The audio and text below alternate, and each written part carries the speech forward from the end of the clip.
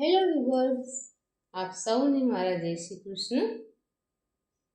અધિક માસની કથાની સત્સંગ યાત્રાનો આજે 19મો દિવસ. આજે આપણે 19મો અધ્યાય લઈશું. 19મા અધ્યાયનું નામ છે વાલ્મીકીએ કહેલું પુરુષોત્તમ માસનું મહાત્મ્ય. સુત પુરાણીએ સૌનકાદીને કહ્યું, હે તપસ્વીઓ, પ્રાચીન મુનિ શ્રી નારાયણ એમ કહી રહ્યા હતા. તેમને સદવચનથી જાણે ખુશ કરતા હોય તેમ મુનિશ્રેષ્ઠ નારદજીએ પૂછ્યું કે હે તપોનિધિ બ્રહ્મન, પ્રસન્ન થયેલા વિષ્ણુ ભગવાને તપના ભંડાર સુદેવને શું ઉત્તર આપ્યો હતો તે મને કહો. શ્રી નારાયણે કહ્યું, મહાત્મા સુદેવે એવો પ્રશ્ન કર્યો ત્યારે ભક્તવત્સલ ભગવાન વિષ્ણુએ પોતાની વાણીથી તેને ખુશ કરતા આમ કહ્યું હતું. શ્રી હરિ બોલ્યા, હે શ્રેષ્ઠ બ્રાહ્મણ, તે જે કર્યું છે તે બીજો કોઈ કરી શકશે નહીં. તારા પર હું જે કારણે પ્રસન્ન થયો છું તેને તું ખરેખર જાણતો નથી, તે હું તને કહું છું તે તું સાંભળ. મને પ્રિય આ પુરુષોત્તમ માસ જે હમણાં જ ગયો, તેનું સેવન શોકમગ્ન એવા તારાથી સ્ત્રીની સાથે અજાણતા પણ થઈ ગયું છે. હે તપના ભંડાર ઉત્તમ બ્રાહ્મણ, જે મનુષ્ય આ પુરુષોત્તમ માસમાં એક પણ ઉપવાસ કરે છે એ પોતાના અનંત પાપોને બાળી ભસ્મ કરી દેવતાએ વિમાનમાં બેસીને વૈકુંઠ ધામમાં જાય છે. ત્યારે તું તો એ આખો મહિનો આહાર વિના જ રહ્યો હતો, કારણ કે સમય વિના અણધાર્યો વરસાદ આવી પડ્યો હતો. તેથી દરરોજ 3 કાળ તારાથી સ્નાન થઈ જતું, અને તે પણ આખોય મહિને તને તો વરસાદનું દિવ્ય સ્નાન મળી ગયું. તેમજ હે તપોધન, આખા મહિનાના અખંડ ઉપવાસો તારાથી થઈ ગયા.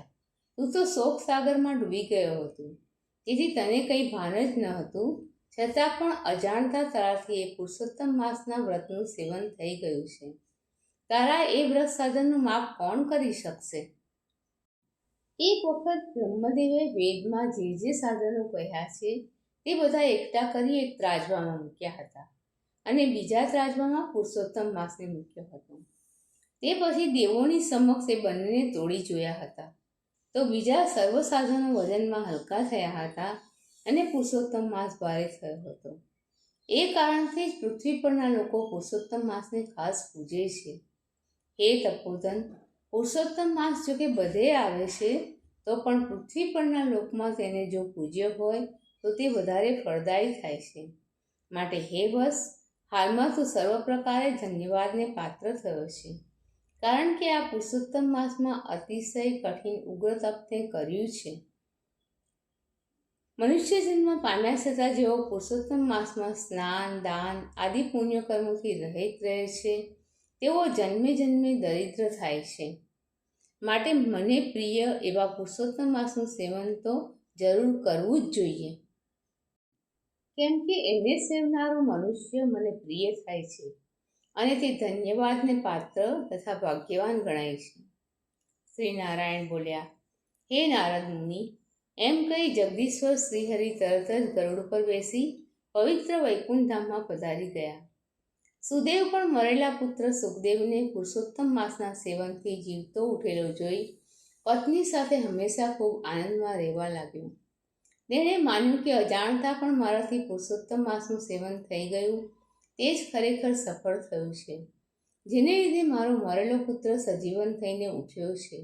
અહો, આવો મહિનો કદી જોયો નથી. એમ આશ્ચર્યથી વ્યાપ્ત બનેલા તે ઉત્તમ બ્રાહ્મણ સુદેવે એ પુરુષોત્તમ માસની વધુને વધુ પૂજા કરવા માંડી, અને પુત્ર તથા પત્ની સાથે આનંદ ભોગવવા માંડ્યો. એનો પુત્ર સુખદેવ પણ પોતાના સત્કર્મોથી પિતાને ખુશ કરવા લાગ્યો. એમ તે સુદેવ પુરુષોત્તમ માસના વખાણ કરતો આદરપૂર્વક તેનું તથા વિષ્ણુ ભગવાનનું પૂજન કરવા લાગ્યો. તેણે કર્મ માર્ગ ઉપરની પોતાની ઈચ્છા છોડી દઈ કેવળ ભક્તિ માર્ગની ઈચ્છા રાખ્યા કરી. પુરુષોત્તમ માસ સર્વ દુઃખનો નાશ કરનાર હોય સર્વ મહિનાઓ કરતાં શ્રેષ્ઠ છે, એમ સમજી એ બ્રાહ્મણે તે મહિનામાં પોતાની પત્ની સાથે જપ, હોમ આદિ દ્વારા શ્રીહરિનું ભજન વિશેષ પ્રમાણમાં કરવા માંડ્યું. એમ હજારો વર્ષ સુધી હંમેશા સર્વ વિષય ભોગો ભોગવ્યા પછી છેવટે બ્રાહ્મણોમાં ઉત્તમ તે સુદેવ પત્નીની સાથે સર્વશ્રેષ્ઠ વૈકુંઠ લોકમાં ગયો હતો. એ વૈકુંઠ ધામ યોગીઓને પણ મળવું મુશ્કેલ છે, તો કર્મમાર્ગી યાજ્ઞિકોને તો ક્યાંથી મળે? ત્યાં જઈને ભક્ત લોકો કદી શોક પામતા નથી અને શ્રીહરિની સમીપ જ વાસ કરે છે. ત્યાંનું સુખ ભોગવ્યા પછી એ સુદેવ પત્ની સાથે પાછો પૃથ્વી પર આવી રાજા દર્દધન્વાના રૂપે પ્રસિદ્ધ થયો છે. હે રાજા, પુરુષોત્તમ માસનું પૂર્વજન્મમાં સેવન કરવાથી આ સંપૂર્ણ સમૃદ્ધિ તને પ્રાપ્ત થઈ છે. પૂર્વજન્મમાં પતિને દેવ માનનારી જે ગૌતમી હતી તે જ આ તારી રાણી થઈ છે. હે રાજા, તે મને જે પૂછ્યું હતું તે આ બધું મેં તને કહ્યું છે. તેમજ પૂર્વજન્મમાં તારો પુત્ર જે સુખદેવ હતો, જેને શ્રીહરિએ જીવતો કર્યો હતો, તે 12,000 વર્ષનું આયુષ્ય ભોગવી વૈકુંઠમાં ગયો હતો અને તે જ પોતાના પૂર્વજન્મના પિતા તને જંગલમાં આવેલો જોઈ પોપટનું રૂપ લઈ એ જંગલના સરોવરના કાંઠે વડના ઝાડ પર આવ્યો હતો.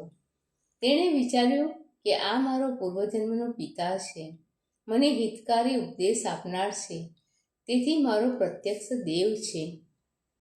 પરંતુ હમણાં તે વિષયોરૂપી સર્પોથી દુષ્ટ બનેલા સંસારરૂપ સમુદ્રમાં ડૂબી ગયો છે.